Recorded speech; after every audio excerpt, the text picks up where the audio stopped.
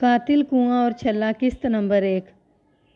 ایک صبح 11 بجے کا وقت ہوگا جب ایک قریبی گاؤں کا نمبردار تھانے میں آیا۔ اس کے ساتھ 3 لڑکے تھے جن کی عمریں 13-14 سال کے لگ بھگ ہوں گی۔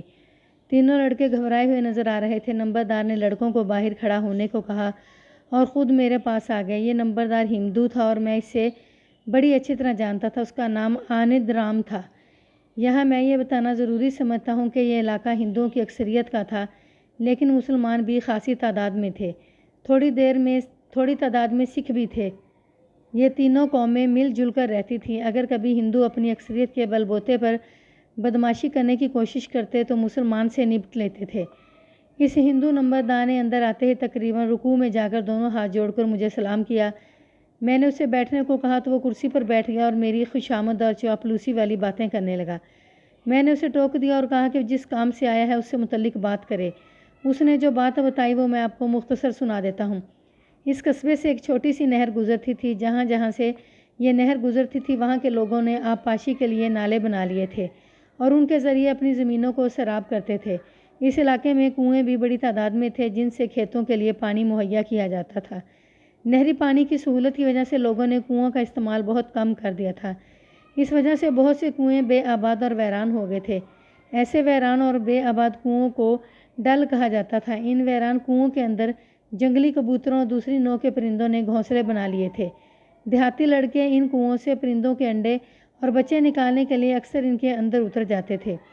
یہ جو 3 لڑکے نمبردار کے ساتھ تھانے میں آئے تھے، ایسے ہی ایک ویران کنویں میں اترے۔ انہیں کنویں کی تہہ میں ایک بوری نظر آئی۔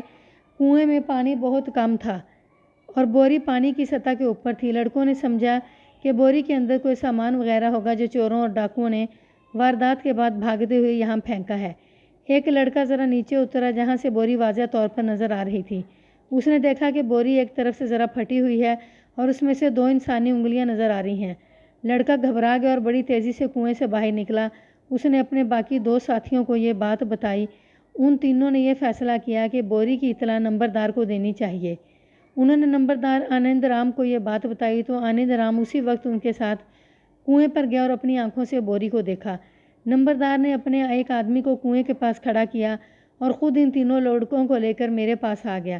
میں نے تینوں لڑکوں سے چند باتیں پوچھیں اور اس لڑکے سے جس نے نیچے اتر کر بوری قریب سے دیکھی تصدیق کی کہ اسے یقین ہے کہ بوری سے انسانی انگلیاں ہی نظر آ رہی تھیں۔ اس لڑکے نے پورے وثوق سے بتایا کہ وہ انسانی انگلیاں ہی تھیں۔ میں نے 2 کانسٹیبل اپنے ساتھ لیے اور نمبردار اور لڑکوں کو ساتھ لے کر کنویں کی طرف چل پڑا۔ میرا ASI ایک ہندو جوگندر پال تھا۔ وہ بڑا سمجھدار اور قابل نوجوان تھا۔ اس میں ایک خرابی تھی کہ وہ شراب پیتا تھا اور اکثر ڈیوٹی کے اوقات میں بھی داؤ لگانے سے نہیں چوکتا تھا۔ جوگندر پال اس وقت تھانے میں نہیں تھا، وہ تھانے کے کسی کام سے باہر گیا ہوا تھا۔ میں نے محرر حوالدار سے کہا کہ جو ہی گوریندر پال آئے اسے کنویں پر بھیج دے۔ کنویں پر جا کر میں نے اوپر سے جھانک کر دیکھا۔ مجھے کنویں کی تہہ میں ایک بوری نظر آئی جو اوپر سے پوری طرح نظر نہیں آ رہی تھی۔ اب اس بوری کو کنویں سے باہر نکالنے کا مسئلہ تھا۔ میں نے نمبردار سے کہا کہ کسی ایسے آدمی کا بندوبست کرے جو نیچے اتر سکے۔ اس کے علاوہ میں نے اسے ایک مضبوط رسا بھی منگوانے کے لیے کہا۔ نمبردار نے اپنا آدمی بھیج کر رسا اور مطلوبہ آدمی بلا لیا۔ یہ آدمی ہندو تھا اور شمشان گھاٹ پر مردے جلانے کا کام کرتا تھا۔ میں نے آدمی کو سمجھایا کہ نیچے اتر کر بوری کے گرد رسا مضبوطی سے باندھ دے۔ رسا اس طرح باندھے کہ بوری کے گرد 3-4 بال دے کر مضبوط گرہ لگا دے تاکہ جب بوری اوپر کھینچی جائے تو رسے سے نکل نہ جائے۔ اس آدمی نے نیچے جا کر میرے کہنے کے مطابق بڑی مہارت سے بوری کو بڑی مضبوطی سے باندھا۔ گاؤں کے لوگوں کو بوری میں بند لاش کی خبر مل چکی تھی اور بہت سے لوگ تماشا دیکھنے کے لیے اکٹھے ہو گئے تھے۔ میں نے 6-7 آدمیوں کو آگے بلایا اور انہیں رسا کھینچنے کے لیے کہا۔ سب نے مل کر رسا کھینچا تو پوری بوری بڑی آسانی سے باہر آ گئی۔ بوری سے رسا کھولا گیا اور میں نے قریب جا کر دیکھا۔ میں وہ سوراخ دیکھنا چاہتا تھا جس کا ذکر تھانے میں لڑکے نے کیا تھا اور بتایا تھا کہ اس سوراخ سے 2 انسانی انگلیاں باہر نکلی ہوئی تھیں۔ میں نے بوری کو غور سے دیکھا تو مجھے وہ سوراخ نظر آ گیا۔ اس میں سے واقعی 2 انسانی انگلیاں نظر آ رہی تھیں۔ میں نے بوری کے قریب بیٹھ کر انگلیوں کو دیکھا۔ صاف پتہ چل رہا تھا کہ یہ کسی عورت کی انگلیاں ہیں۔ اس سے ظاہر ہوتا تھا کہ بوری میں بند لاش کسی عورت کی ہے۔ میں نے موقع پر جو کارروائی کرنی تھی وہ کی اور نمبردار سے کہا کہ لاش کو تھانے پہنچانے کا بندوبست کرے۔ नंबरदार ने फौरी तौर पर एक बैलगाड़ी का बंदोबस्त कर दिया। मैंने बोरी बैलगाड़ी पर रखवाई और दोनों कांस्टेबलों को बैलगाड़ी पर साथ आने के लिए कहा। थाना वहाँ से ज़्यादा दूर नहीं था। लाश को कुएं से निकालने और दीगर कार्रवाइयों में 3 घंटे लग गए थे। मैं थाने वापस जाने के लिए रवाना होने लगा तो एएसआई जोगिंदर पाल आता दिखाई दिया। जब वो मेरे पास पहुंचा तो मैं लाश बैलगाड़ी में रखवा कर थाने की तरफ रवाना कर चुका था। मैंने जोगिंदर पाल को सारी तफसील सुनाई और हम दोनों थाने की तरफ चल पड़े। थाने पहुंचकर मैंने बोरी खुलवाई और लाश को बाहर निकाला। जब मेरे कहने पर कांस्टेबलों ने लाश बोरी से निकाली तो लाश को देखकर मेरे 14 तबक रोशन हो गए और मैं परेशान हो गया। मेरी परेशानी यह थी कि लाश के साथ उसका सर नहीं था। लाश एक नौजवान लड़की की थी। उसकी उम्र का अंदाज़ा उसके जिस्मानी खदोखाल और जिल्द से और हाथ पैरों को देखने से होता था। लाश के जिस्म पर एक साड़ी लिपटी हुई थी। ये आम सी साड़ी थी। साड़ी का कपड़ा सफ़ेद रंग का था और उस पर नीले रंग के खाने बने हुए थे। मैंने लाश का नज़री मुआयना किया। मुझे इसके जिस्म पर कहीं कोई ज़ख्म या खराशों वगैरह का निशान नज़र ना आया। ये एक चीज़ मुझे ऐसी नज़र आई जो तफ्तीश में काम आ सकती थी। ये चांदी का एक छल्ला था जो मकतूला के बाएं हाथ की उंगली के साथ वाली उंगली में था। मैंने ये छल्ला उतार लिया। ये आम गोल छल्ला नहीं था बल्कि इसकी गोलाई लहरिएदार थी। मैंने छल्ला जेब में डाल लिया। लाश की गर्दन किसी तेज़ धार आले से बड़ी सफाई से काटी गई थी। लाश के जिस्म पर साड़ी बिल्कुल ठीक बंधी हुई थी और लाश की ज़ाहिरी हालत से भी यह अंदाज़ा होता था कि मरने से पहले मकतूला के साथ ज़्यादती या किसी किस्म का तशद्दुद नहीं हुआ। मकतूला के साथ ज़्यादती नहीं हुई थी और तशद्दुद भी नहीं हुआ था। इसका मतलब था कि कत्ल का बाइस कुछ और है। मेरे लिए सबसे बड़ा मसला लाश की शनाख्त का था। अगर लाश शनाख्त हो जाती तो फिर तफ्तीश करना मुश्किल ना था। बहरहाल मैंने ज़रूरी कार्रवाई करके लाश पोस्टमार्टम के लिए सरकारी अस्पताल भिजवा दी। मकतूला के जिस्म पर मौजूद साड़ी उसे हिंदू ज़ाहिर कर रही थी। मैंने नंबरदार आनंद राम से कहा कि वो अपने इलाके में मालूम करें कि किसी हिंदू घर की कोई जवान लड़की गायब तो नहीं है। उसके बाद मैंने अपने थाने के मुखबरों को तलब किया और उन्हें कहा कि वो इर्द गिर्द के देहात में फैल जाएं और ये मालूम करने की कोशिश करें कि किसी के घर से कोई जवान लड़की तो गायब नहीं हुई। उसके बाद मैंने ये कार्रवाई करनी थी कि इर्द गिर्द के थानों से ये मालूम करना था कि किसी थाने में किसी नौजवान लड़की की गुमशुदगी की रिपोर्ट तो दर्ज नहीं है। मैंने अपने एएसआई जोगिंदर पाल से उसकी राय पूछी तो उसने 2 टोक लहजे में कहा कि मकतूला हिंदू है, इसलिए हिंदू घरानों से इसका सुराग मिल सकता है। दूसरे दिन पोस्टमार्टम की रिपोर्ट आ गई। मेरी तवक्को के ऐन मुताबिक रिपोर्ट में लिखा था कि मकतूला की मौत गर्दन कटने से हुई है। गर्दन को किसी तेज़ धार आले से बड़ी सफाई से काटा गया है। इसके अलावा मकतूला पर किसी किस्म का कोई तशद्दुद नहीं हुआ। रिपोर्ट में यह भी लिखा था कि मकतूला कुंवारी थी। ये बात मैंने ख़ास तौर पर नोट कर ली। लाश को मैंने गौर से देखा था। मेरा अंदाज़ा था कि मकतूला कुंवारी होगी। रिपोर्ट में ये बात मेरे लिए हैरानी का बाइस न थी। बहरहाल मैंने मकतूला की बेसर की लाश और उसकी साड़ी जो अस्पताल वालों ने लाश के साथ एक पैक में भिजवा दी थी, शनाख्त के लिए थाने के सहन में रखवा दी। लाश का चेहरा तो था ही नहीं, इसके लिए उसके पहचान लिए जाने का कोई इम्कान ना होने के बराबर था। इसके अलावा मकतूला के जिस्म पर कोई ऐसी वाज़िया निशानी या किसी ज़ख्म वगैरह का निशान भी नहीं था। मकतूला की साड़ी मैंने नुमायाँ करके थाने के सहन में लटका दी। लोग आकर लाश और साड़ी को देखते और लाइल्मी का इजहार करके चले जाते। लाश की हालत बुरी हो रही थी और अब वो बदबू छोड़ने लगी थी। मैंने लाश लावारिस करार देकर कागजी कार्रवाई की और दफन करा दी। साड़ी मैंने बदस्तूर वहीं लटकी रहने दी। इसलिए बेसर की लाश की शोहरत इर्द गिर्द के देहात तक पहुंच गई थी और लोग दहशत ज़दा हो गए थे। हर जगह लोगों की गुफ्तगू का मौजू इसी लाश के मुतल्लिक होता था। आजकल कत्ल इतनी कसरत से होते हैं कि खुदा की पनाह। इसके नतीजे में लोगों का रद्द अमल और पुलिस की लापरवाही देखकर शक होने लगता है कि कोई इंसान नहीं बल्कि कुत्ता बिल्ला मारा गया है, जिसकी किसी को कोई फ़िक्र ही नहीं है। मेरे सारे मुखबरों की रिपोर्ट एक जैसी ही थी कि किसी घर से कोई नौजवान लड़की गायब नहीं है। एक मुखबर ने ज़रा अलग रिपोर्ट दी। उसने बताया कि पिछले दिनों वारदात वाले कुएं से थोड़ी ही दूर खाना बदोशों ने डेरा लगाया हुआ था। उसने शक जाहिर किया कि हो सकता है ये लड़की खाना बदोशों की हो और उन्होंने उसे किसी वजह से कत्ल करके कुएं में डाल दिया हो। खाना बदोश तो आजकल भी नज़र आ जाते हैं, लेकिन इस दौर के खाना बदोश बहुत ख़तरनाक हुआ करते थे। ये बड़े खूनखार लोग होते थे। कत्ल, चोरी, डाके जैसे जुराइम उनके लिए मामूली सी बात होती थी। उनकी औरतें बड़ी खूबसूरत और तेज़ तराज हुआ करती थीं। ये लोग कबीले के अंदर ही शादियां करते थे और अपनी लड़कियां बाहर नहीं ब्याहते थे। اگر کوئی نوجوان لڑکی یا لڑکا قبیلے کے قوانین سے بغاوت کرتا تو اسے سخت سزا دی جاتی تھی۔ شہروں اور دیہاتوں کے نوجوان لڑکے اکثر اوقات ان کے گرد منڈلاتے رہتے تھے، لیکن یہ عورتیں کسی کو گھاس نہیں ڈالتی تھیں۔ اگر کوئی خانہ بدوش لڑکی دل کے ہاتھوں مجبور ہو کر قبیلے سے باہر کسی مرد کی محبت میں گرفتار ہو جاتی تو قبیلے والے اس پر سختی کرتے تھے۔ پھر بھی اگر وہ باز نہ آتی اور قبیلے سے بھاگنے کی کوشش کرتی تو ایسی لڑکی کو قتل کر دیا جاتا تھا۔ میں نے اس پہلو پر غور کیا تو یہ بات دل کو نہ لگی۔ لڑکی کا لباس خانہ بدوشوں والے مفروضے کو غلط ثابت کر رہا تھا۔ خانہ بدوش عورتوں کا لباس خاص قسم کا ہوا کرتا تھا جو گھاگھرا اور اس کے اوپر چھوٹی سی قمیص پر مشتمل ہوتا تھا۔ اس کے علاوہ چاندی کے بھاری بھرکم زیورات ان کے لباس کا لازمی حصہ ہوتا تھا۔ ان ساری باتوں کو سامنے رکھ کر میں نے اپنے مخبر کے اس خیال کو مسترد کر دیا اور تفتیش کا رخ ہندو گھرانوں کی طرف ہی رکھا۔ 3 دن گزر گئے اور مجھے کوئی کامیابی حاصل نہ ہوئی۔ کسی طرف سے ذرا سا بھی اشارہ بھی نہ ملا کہ فلاں کی لڑکی غائب ہے۔ مخبر بھی ناکام ہو گئے اور کام کی کوئی اطلاع نہ لا سکے۔ میرے پاس صرف یہی ایک کیس نہ تھا، تھانے میں اور بھی بہت سے کیس زیر تفتیش تھے۔ میں نے یہ کیس عارضی طور پر ASI جوگندر پال کے سپرد کر دیا اور خود دوسرے کاموں میں مصروف ہو گیا۔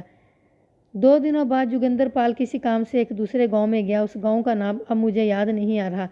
آپ اس گاؤں کا نام ہڈیانہ سمجھ لیں، کچھ اسی قسم کا نام تھا۔ وہاں جوگندر پال کا ایک سکھ دوست رہتا تھا، اس کا نام نشان سنگھ تھا۔ باتوں باتوں میں تھانے دار وارداتوں کا ذکر چل نکلا۔ جوگندر پال نے موقع غنیمت جانا اور نشان سنگھ سے کہا کہ وہ اپنے گاؤں میں دھیان رکھے کہ کسی کے گھر سے نوجوان لڑکی غائب تو نہیں ہے۔ پھر اس نے نشان سنگھ کو کنویں سے ملنے والی بغیر سر کی لاش کے متعلق اور اس کی ساڑی کے متعلق بتایا جو مقتولہ کے جسم پر موجود تھی۔ یہ ساری بات مجھے جوگندر پال نے بعد میں سنائی تھی۔ اس نے بڑی لمبی بات سنائی تھی جو میں آپ کو مختصر کر کے سنا رہا ہوں۔ جوگندر پال کی بات سن کر نشان سنگھ سوچ میں پڑ گیا۔ ہمارے گاؤں کی ایک لڑکی غائب تو ہے، نشان سنگھ نے کچھ دیر سوچنے کے بعد کہا، لیکن اس کے گھر والوں نے بتایا ہے کہ وہ اپنی خالہ کے ساتھ رہنے کے لیے اس کے گھر گئی ہوئی ہے۔ اس کی خالہ ایک تحصیل کے بڑے گاؤں میں رہتی ہے۔ چند دن پہلے وہاں سے ایک خط آیا کہ ان کی لڑکی جس کا نام شانتا ہے طاعون کی بیماری سے مر گئی ہے اور اس کا کریا کرم کر دیا گیا ہے۔ شانتا کے گھر والوں نے یہاں اس کا ماتم کیا اور ساری رسمیں بھی کی تھیں۔ یہاں میں یہ بتانا ضروری سمجھتا ہوں کہ اس زمانے میں طاعون کی وبا عام تھی اور یہ کہیں نہ کہیں پھوٹتی رہتی تھی۔ آج کل کی طرح جدید سہولتیں اور علاج نہ ہونے کی وجہ سے بہت سے لوگ مر جاتے تھے۔ یہ بیماری چوہوں کے خون میں موجود جراثیم کے ذریعے پھیلتی ہے۔ شروع میں مریض کے گلے میں ایک گلٹی نکلتی اور پھر 2-3 دنوں میں متاثرہ شخص مر جاتا۔ کہیں سے افواہ بھی اڑ جاتی کہ طاعون پھیل گیا ہے تو لوگ سچ مان لیتے اور وہاں سے اپنے بال بچوں کو ساتھ لے کر کسی محفوظ مقام پر چلے جاتے تھے۔ خالہ کے گاؤں سے جب خط آیا کہ شانتا طاعون کی وجہ سے مر گئی ہے تو اس کے بڑے بھائی مدن لال نے سارے گاؤں کو یہ خبر سنائی اور شانتا کا باقاعدہ ماتم کیا گیا۔ نشان سنگھ کی زبانی یہ ساری بات سن کر جوگندر پال کو کچھ مایوسی سی ہوئی۔ اس نے یہ رپورٹ مجھے سنائی۔ مجھے یہ سارا واقعہ کچھ غیر حقیقی لگا۔ اس میں کئی باتیں غور طلب تھیں۔ مثلاً اگر شانتا وہاں طاعون سے مر گئی تھی تو خالہ نے اس کے ماں باپ کو بلائے بغیر اس کی لاش کیوں جلا دی تھی؟ کیا خط ملنے کے بعد شانتا کے والدین وہاں گئے تھے جہاں ان کی بیٹی کی موت ہوئی تھی؟ یہ اور ایسے اور بہت سے سوالات میرے دماغ میں آ رہے تھے۔ میں نے ضروری سمجھا کہ شانتا کے گھر جا کر اپنی تسلی کروں۔ اگلے دن میں نے جوگندر پال کو ساتھ لیا اور بڈیالہ گاؤں جا پہنچا۔ ہم پہلے نشان سنگھ کے گھر گئے، وہ ہمیں شانتا کے گھر لے گیا۔ میرے کہنے پر اس نے دروازے پر دستک دی تو ایک نوجوان نے دروازہ کھولا۔ میں اور جوگندر پال دروازے سے ذرا ہٹ کر کھڑے ہوئے تھے۔ وہ نشان سنگھ سے باتیں کرنے لگا۔ اچانک اس کی نظر ہم دونوں پر پڑ گئی۔ ہم دونوں وردی میں تھے۔ جو ہی اس کی نظر ہم دونوں پر پڑی اس کو واضح طور پر جھٹکا سا لگا اور اس کے چہرے کے تاثرات یکدم بدل گئے۔ ان تاثرات میں خوف کا عنصر صاف نظر آ رہا تھا۔ پھر وہ اندر چلا گیا۔ نشان سنگھ نے بتایا کہ یہ شانتا کا بھائی آنند لال ہے۔ بڑے بھائی کا نام مدن لال تھا اور اس وقت گھر میں نہیں تھا۔ راستے میں آتے ہوئے نشان سنگھ نے مجھے بتایا تھا کہ دونوں بھائی مل کر پرچون کی دکان چلاتے ہیں جو نزدیکی قصبے میں ہے۔ تھوڑی دیر بعد آنند لال نے بیٹھک کا دروازہ کھولا اور ہمیں اندر لے گیا۔ میں، جوگندر پال اور نشان سنگھ اندر بیٹھ گئے۔ آنند پال ہمارے سامنے کھڑا ہو گیا۔ صاف لگ رہا تھا کہ وہ ہمارے آنے سے بڑا پریشان اور خوفزدہ ہے۔ میں نے اسے دلاسا دیا اور اس کے ساتھ ادھر ادھر کی باتیں شروع کر دیں۔ اس کا خوف کچھ کم ہو گیا اور وہ میرے ساتھ باتیں کرنے لگا۔ آنند لال نے بتایا کہ ان کا باپ مر چکا ہے اور ماں گھر میں بیمار پڑی ہے۔ آنند لال کی ابھی شادی نہیں ہوئی تھی جبکہ بڑے بھائی مدن لال کی شادی ہو چکی تھی اور اس کی ایک 6-7 سال کی بچی تھی۔ اس کے بعد ان کی کوئی اولاد نہیں ہوئی۔ مدن لال کہاں ہے؟ میں نے پوچھا۔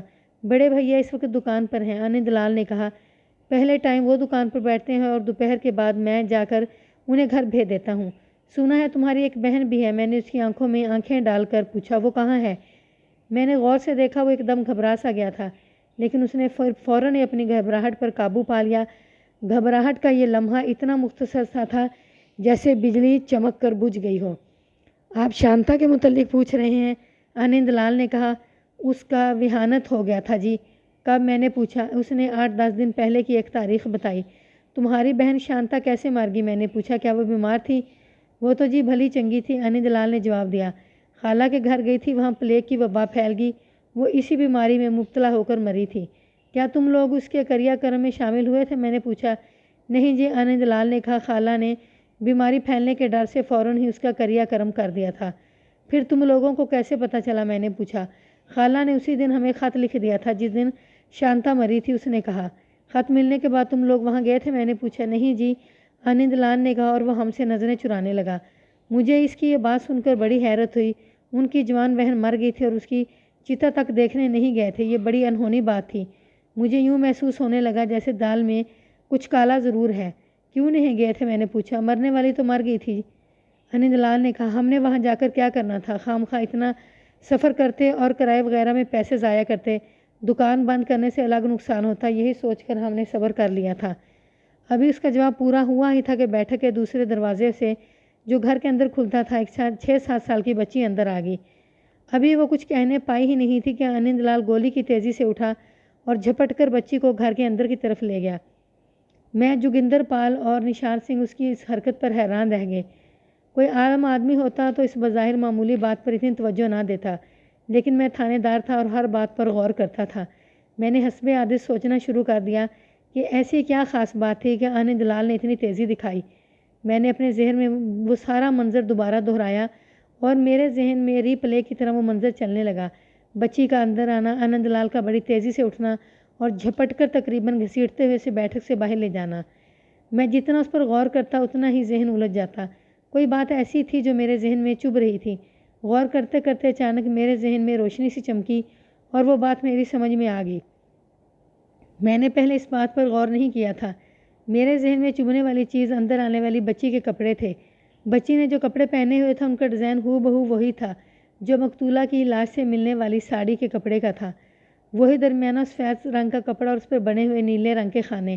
میں نے اس بات کو ذہن میں رکھ لیا۔ آنند لال بچی کو اندر چھوڑ آیا تو میں نے اس کے ساتھ کچھ باتیں کی اور پھر وہاں سے آ گیا۔ وہاں سے نکلے تو دوپہر کے کھانے کا وقت ہو چکا تھا۔ نشان سنگھ بڑا اصرار کر کے ہمیں اپنے گھر لے گیا۔ اس نے سکھوں والی روایتی مہمان نوازی کا مظاہرہ کرتے ہوئے ہمیں بڑا پرتکلف کھانا کھلایا۔ کھانے کے بعد میں نے نشان سنگھ سے پوچھا کہ اسے یاد ہے کہ شانتا کس دن اپنی خالہ کے ساتھ گاؤں سے گئی تھی اور کیا اس نے اسے گاؤں سے جاتے وقت دیکھا تھا؟ نشان سنگھ نے انکار میں سر ہلا کر بتایا کہ اس نے نہیں دیکھا۔ آپ جو بھی بات معلوم کرنا چاہتے ہو مجھے بتا دیں، نشان سنگھ نے کچھ سوچ کر کہا۔ میں آپ کی مطلوبہ معلومات حاصل کر لوں گا۔ نشان سنگھ تو سکھ تھا لیکن عام سکھوں کی طرح کا نہیں تھا۔ وہ بڑا سلجھا ہوا اور دھیمے مزاج کا سکھ تھا۔ وہ کم بولتا تھا اور سوچ سمجھ کر بات کرتا تھا۔ میں نے اس سے کام لینے کا فیصلہ کر لیا۔ میں نے اسے سمجھایا کہ وہ معلوم کرے جس دن شانتا اپنی خالہ کے ساتھ گئی تھی اس دن اس نے کیسے کپڑے پہن رکھے تھے، کپڑے کا رنگ اور ڈیزائن بھی معلوم کرنا تھا۔